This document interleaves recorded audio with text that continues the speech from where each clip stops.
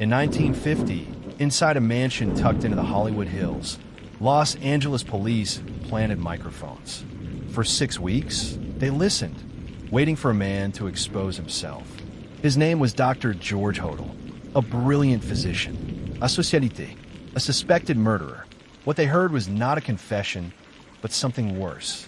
Because in those recordings, between the static and the silence, the mind of a killer seemed to speak, not with guilt, but with art. The Hodel estate was unlike anything else in Los Angeles. Built in 1926 by architect Lloyd Wright, the home looked more like a temple than a residence.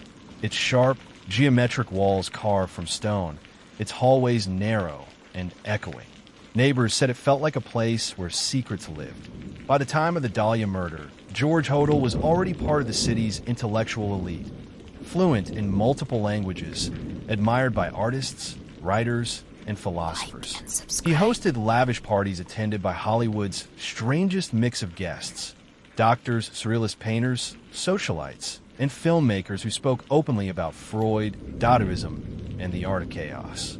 But behind the sophistication was a man whose fascination with death was no secret. His medical license gave him access to human anatomy.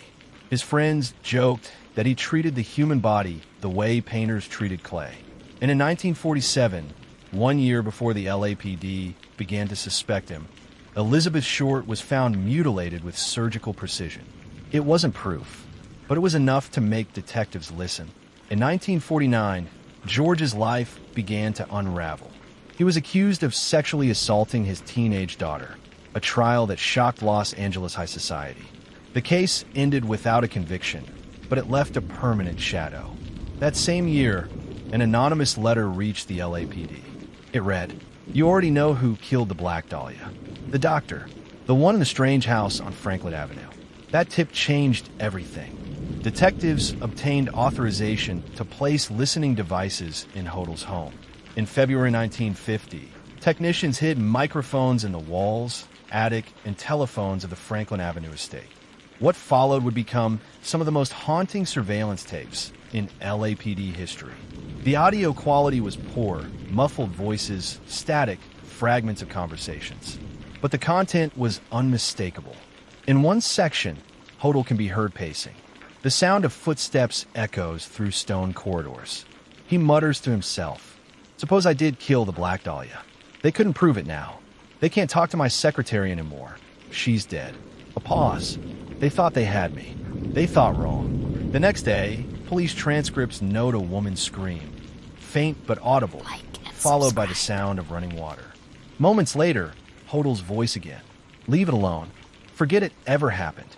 The microphones recorded over 500 hours of audio.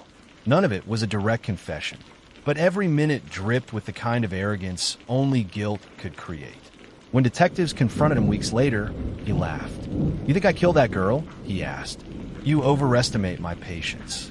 And then, just like that, he vanished, fleeing the country before charges could be finalized. He wouldn't return for 40 years. For decades, the Dahlia case remained cold. Files were archived. Detectives retired. George Hodel's name became a whisper, buried under decades of speculation and conspiracy. He built a new life in the Philippines, starting another family, working as a medical consultant. He was respected, feared, untouchable. He died in 1999 at the age of 91, a man never convicted, never tried, never punished. But death didn't end his story. It reopened it. In 2001, a former LAPD detective named Steve Hodel began sorting through his late father's belongings. He had grown up inside that same Franklin Avenue house, the one with the hidden hallways and strange guests. As a child, he never understood the tension that hung over his home. Now, as an adult, he was beginning to. Inside a small wooden box, Steve found old photographs, black and white prints of women posing in dramatic, surrealist angles. Two of them stopped him cold. The dark curls, the distant eyes, the smile. The resemblance to Elizabeth Short was unmistakable. Steve had spent years as a homicide detective. He knew what coincidence looked like. This wasn't coincidence. This was connection. Steve began cross-referencing every scrap of evidence he could access. His father's medical history, travel records, business connections, and property holdings. He discovered that George had once worked for the Los Angeles County Health Department, giving him access to the morgue. He also owned property less than 3 miles from the empty lot where the Black Dahlia was found. In 1946, a year before the murder, George's medical secretary, a woman named Ruth Spaulding, died suddenly. The cause of death was listed as an overdose, but police records suggested foul play. The detective who handled the case wrote one line in his report. Suspect, Dr. George Hodel. Motive, silence. Steve's theory was grimly elegant. His father, he believed, had killed both women, first Spaulding, then Short, each time experimenting with control, mutilation, and presentation. He wasn't killing out of passion. He was creating art. George Hodel was deeply influenced by surrealist art. He personally knew Man Ray, whose photography blurred the line between sensuality and suffering. Man Ray's most famous image, a woman's torso divided and posed, bore uncanny similarity to the arrangement of Elizabeth Short's body. Was it a coincidence? Or was it a grotesque homage? Steve found letters from George referencing Man Ray's philosophy, the beauty in violation. In one, George wrote, "Only through dissection can one find true form." That single sentence haunted Steve. The idea that his father's crime might have been committed not for revenge, not for lust, but as a statement, an experiment, shook him to his core. Steve compiled thousands of documents, wiretap transcripts, witness statements, autopsy notes, photographs, maps. He submitted his findings to the LAPD cold case unit. Privately, detectives agreed. The evidence was compelling. But legally, it wasn't enough. The case was too old.